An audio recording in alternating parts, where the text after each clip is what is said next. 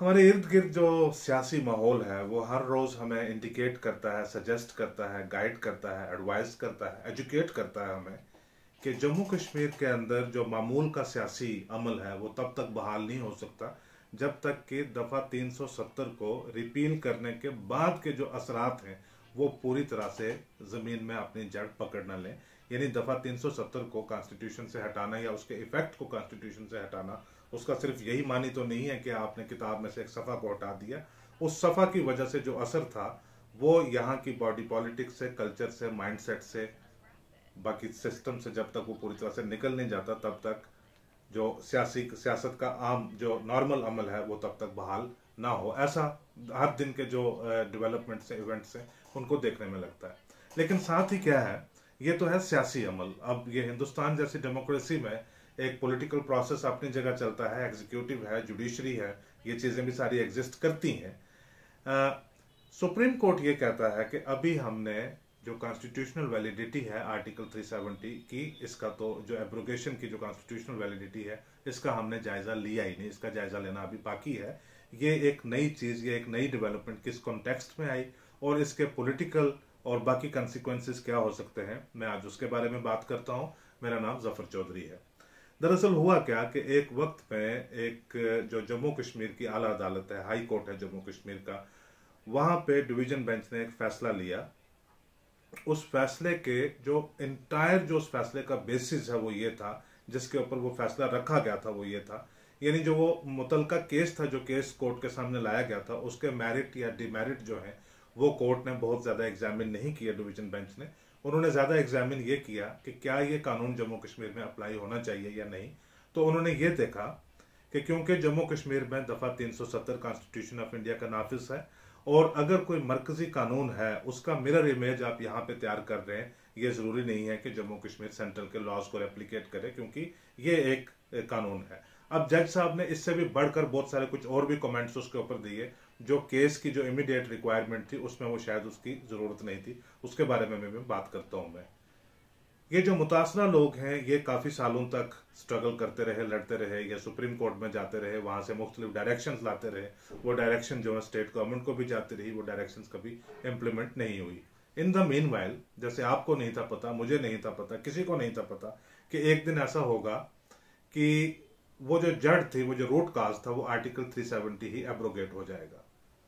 Article 370 abrogate हो गया। अब यहाँ पे कानूनी सवाल ये उठता है कि वो फैसला जो इंटायरली इस बेसिस के ऊपर था, क्योंकि यहाँ पे आर्टिकल 370 नाफिज है, इसलिए मरकज के फलां फलां कवानीन जो है वो जम्मू कश्मीर में नहीं लग सकते।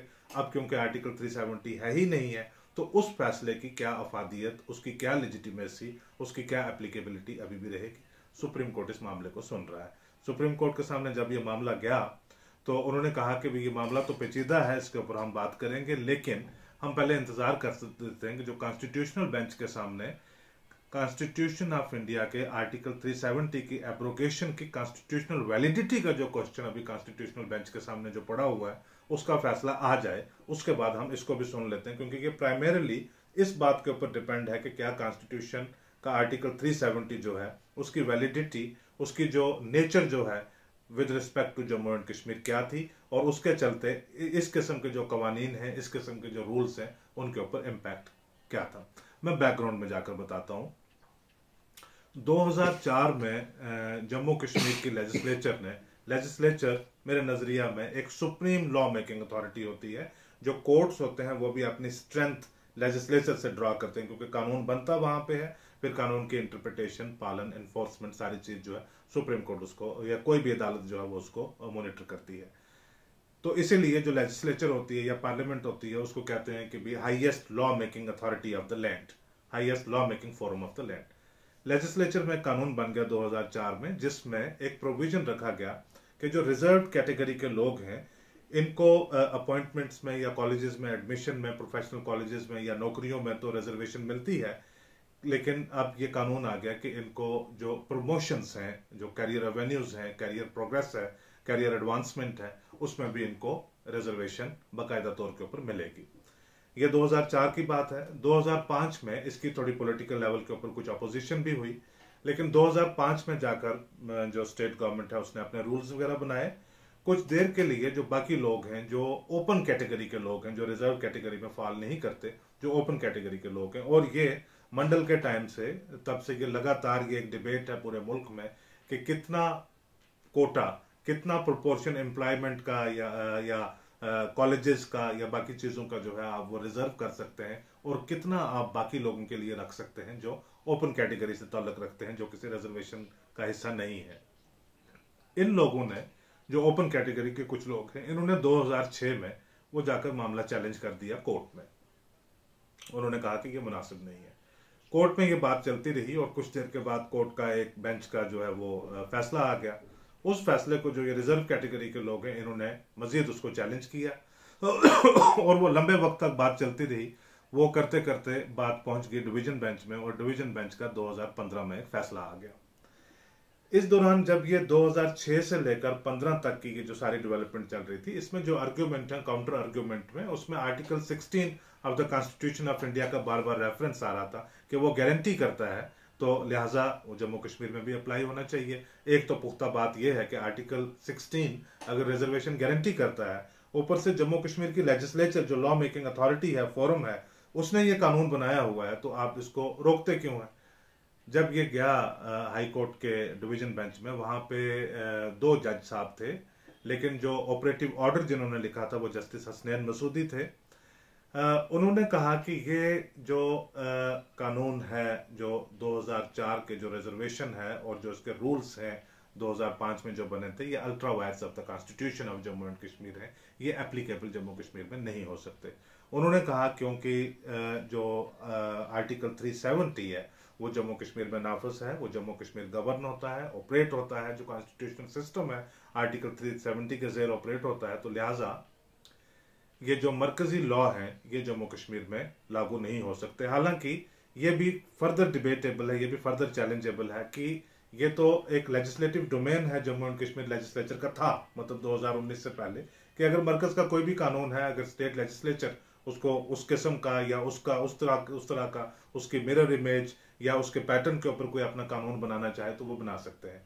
जस्टिस साहब ने मजीद इसमें एक कमेंट कर दिया। उन्होंने कहा कि भले ही कॉन्स्टिट्यूशन ऑफ इंडिया में या कहीं पे भी ये लिखा हुआ हो कि टेम्परेरी एंड ट्रांजिशनरी है आर्टिकल 370, लेकिन दरअसल क्या है कि आर्टिकल 370 अब over a period of time, बहुत सारी पुरानी जजमेंट्स हैं, बहुत सारे पुराने फैसले हैं, पुट टुगेदर उसकी जो नेचर है अब वो परमानेंट बन चुकी हुई है, वो अनएब्रोगेटेबल है, वो अनइरेजेबल है, वो अनरिपीलेबल है, वो अनचेंजेबल है। Article 370 has assume the permanent feature, permanent shape, permanent status, permanent position.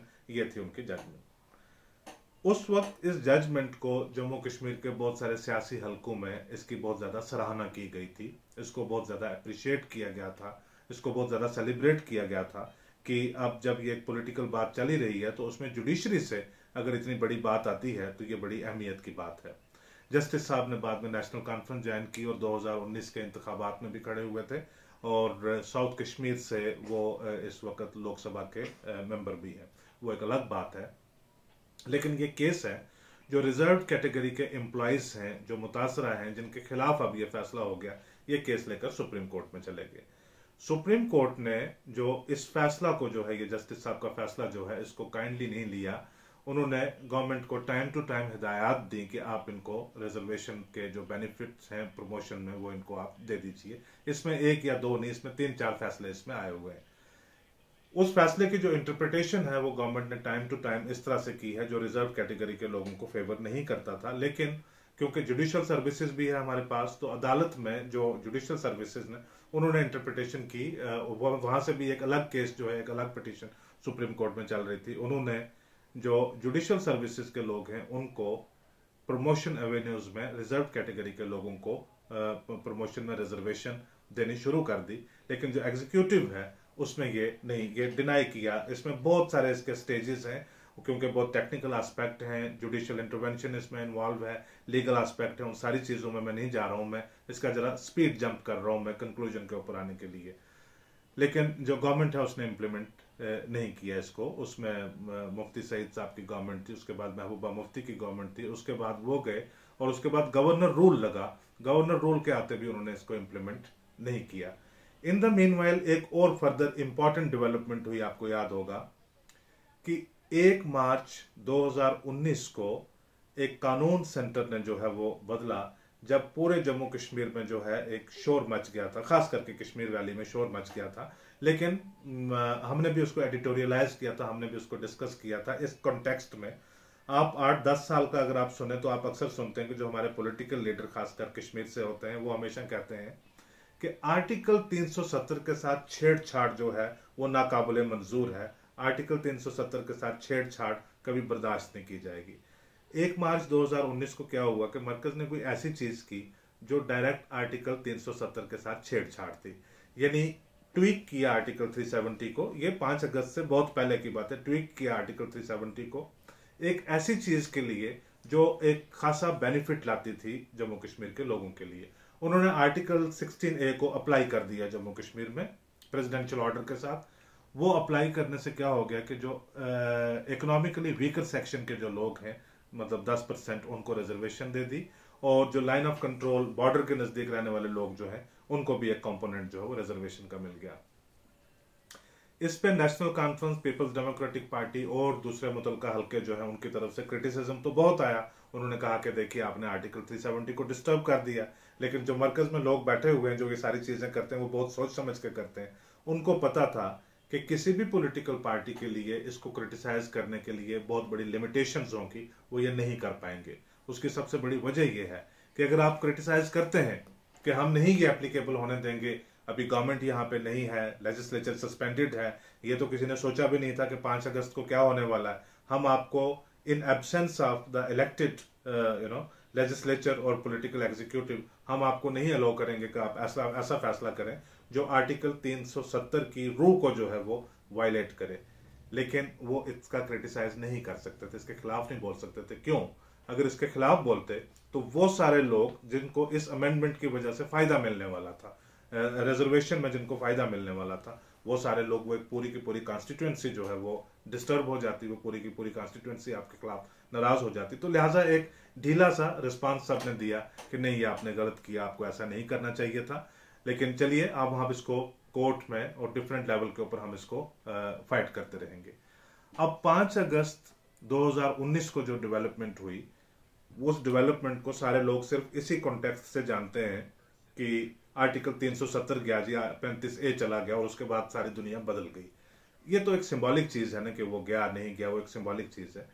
हुआ क्या कि जो कॉन्स्टिट्यूशनल एनवायरनमेंट है वो बदल गया और Jammu and Kashmir reorganisation act है उसने शेप ले ली। एक तरीके के साथ जो कॉन्स्टिट्यूशन था जम्मू कश्मीर का एग्जिस्टिंग जो था वो नल एंड वाइड हो गया, वो रिपील हो गया, वो खत्म हो गया।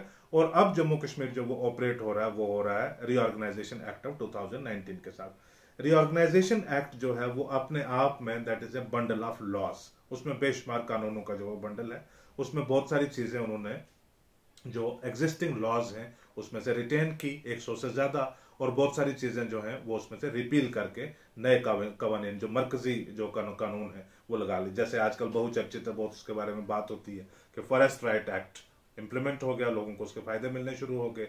SC/ST एट्रोसिटीज एक्ट इंप्लीमेंट हो गया, अब पता नहीं किसी ने फायदा उसका लिया कि नहीं, लेकिन इंप्लीमेंट तो हुआ। ऐसे बहुत सारे कवानीन जो हैं वो लग गए।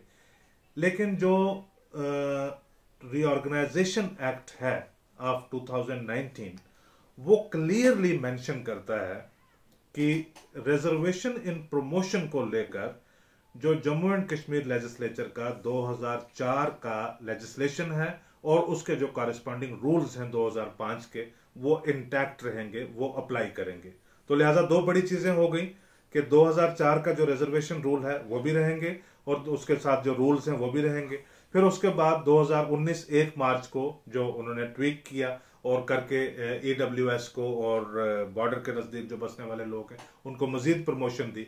यानी ये बात कॉन्स्टिट्यूशनली गारंटीड कर दी कि जो रिजर्व्ड कैटेगरीज हैं उनको प्रमोशन के एवेन्यूज में उनको रिजर्वेशन मिलती रहेगी।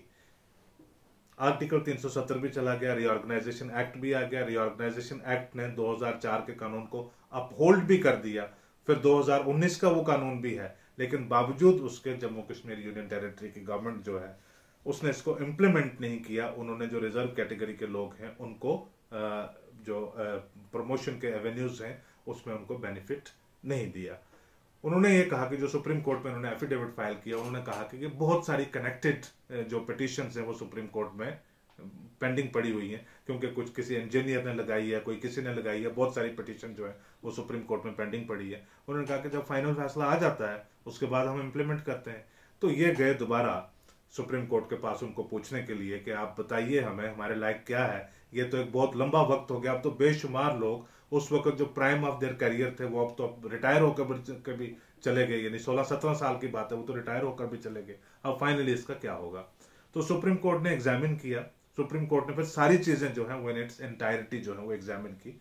एग्जामिन करके उन्होंने कहा कि भाई ये जो आपका मामला है इसके बेसिस तो वही है कि वो कोर्ट ने उस वक्त कहा था 2015 में कि आर्टिकल 370 के चलते ये कानून यहाँ पे लग नहीं सकता, लेकिन अब हम तो इसके ऊपर तभी फैसला ले सकते हैं जब आर्टिकल 370 के ऊपर फैसला लेगी constitutional bench of the supreme court, उसी के बाद हम इसको आपकी पिटीशन को भी एग्जामिन कर पाएंगे, रिव्यू कर पाएंगे। इसकी वजह से लगभग जम्मू कश्मीर के अंदर जितने भी टोटल एम्प्लॉयज हैं गवर्नमेंट सेक्टर में, जितने भी लोग काम करते हैं, उनका लगभग 55% लोग जो है वो इसकी वजह से मुतासर हैं। बहुत सारे लोग रिटायर हो गए, बहुत सारे लोग वर्क जब रिटायरमेंट के ऊपर हैं, बहुत सारे लोग जिनको बहुत वक्त पहले एक प्रमोशन नेक्स्ट ग्रेड मिल जाना चाहिए था वो सालों से जो है वो नहीं ले पा रहे हैं। हालांकि कॉन्स्टिट्यूशन गारंटी करता है, कॉन्स्टिट्यूशन प्रॉमिस करता है कि ये मिलेगा, लेकिन वो उनको मिल नहीं पा रहा है क्योंकि इसके ऊपर एक क्लैरिटी नहीं आ पा रही है। सुप्रीम कोर्ट में जब बात गई तो जस्टिस चंद्रचूड़ और 2 जजेस और थे, उनके सामने जब ये बात गई तो जो गवर्नमेंट के वकील थे तुषार मेहता, उन्होंने कहा कि आप ऐसा कर लीजिए कि अगर आप कहते हैं जो कॉन्स्टिट्यूशन बेंच में जो मामला है आर्टिकल 370 की वैलिडिटी का, अगर उसी के ऊपर मुनसर करती है ये पिटीशन भी, तो आप इसको टैग कर दीजिए उसी के साथ, तो हम उसी बेंच के सामने इसको भी रख देते हैं, वही इसको भी सुन लेंगे। वो कहते हैं नहीं, ये मामला जो है ये मुख्तलिफ है, इसमें एम्प्लॉयज का है, इसमें हमने और भी बहुत सारी चीजें एग्जामिन की हैं, ऑब्जर्व की हैं, हम इसको उसके साथ नहीं टैग करेंगे, क्योंकि फिर आप क्या करेंगे कि भी अगर ये उसके साथ टैग हो जाता है तो उसमें फैसला पॉजिटिव होगा या नेगेटिव होगा, ये भी उसी के साथ डिसमिस हो जाएगा ये मामला, फिर इनका सारे एम्प्लॉयज को दोबारा से एक स्टार्टिंग से अपना पूरा क्वेश्चन है वो रीओपन करना पड़ेगा।